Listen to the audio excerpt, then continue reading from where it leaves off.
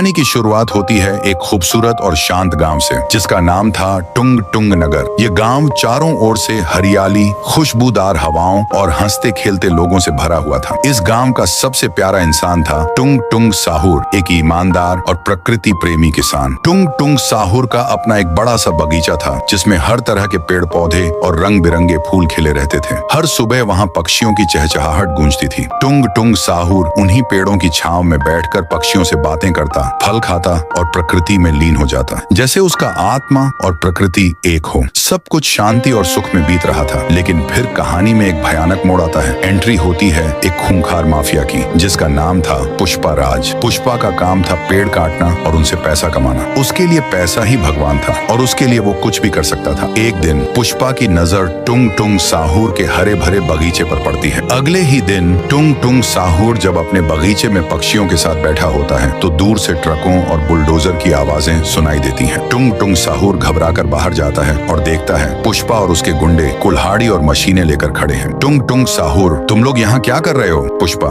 सरकार का ऑर्डर है, यहाँ स्कूल और हॉस्पिटल बनेगा, सारे पेड़ काट दो। टुंग टुंग साहुर दहाड़ते हुए, जिसने मेरे एक भी पेड़ को हाथ लगाया उसका हाथ काट दूंगा। लेकिन टुंग टुंग साहुर अकेला था। पुष्पा के आदमियों ने उसे जमीन पर गिरा दिया और कुल्हाड़ी से मार डाला। सारा बगीचा उजाड़ दिया गया, हर पेड़ काट डाला गया, हर फूल मसल दिया गया। रात के अंधेरे में टुंग टुंग साहुर की लाश उसी मिट्टी पर पड़ी थी। तभी एक तेज रोशनी चमकती है और उसकी आत्मा उसके सबसे प्रिय पेड़ में समा जाती है। उस पल से टुंग टुंग साहुर अब सिर्फ इंसान नहीं रहा, वो बन गया टुंग टुंग साहुर, प्रकृति का रक्षक। अगली सुबह गांव वाले हैरान रह जाते हैं। वो उजड़ा हुआ बगीचा फिर से हरा भरा हो चुका था। हर तरफ पेड़ पौधे, पक्षियों की आवाज, जैसे कुछ हुआ ही ना हो। पुष्पा के आदमियों ने जब यह देखा तो डर के मारे कांपने लगे। एक आदमी दौड़ता हुआ पुष्पा के पास आता है। आदमी, बॉस, जहाँ कल पेड़ काटे थे वहाँ फिर से पेड़ उग गए हैं। पुष्पा घबराकर, लगता है टुंग टुंग साहुर ने कोई जादू छोड़ दिया है, चलो फिर से काटने चलते हैं। रात के अंधेरे में पुष्पा और उसके गुंडे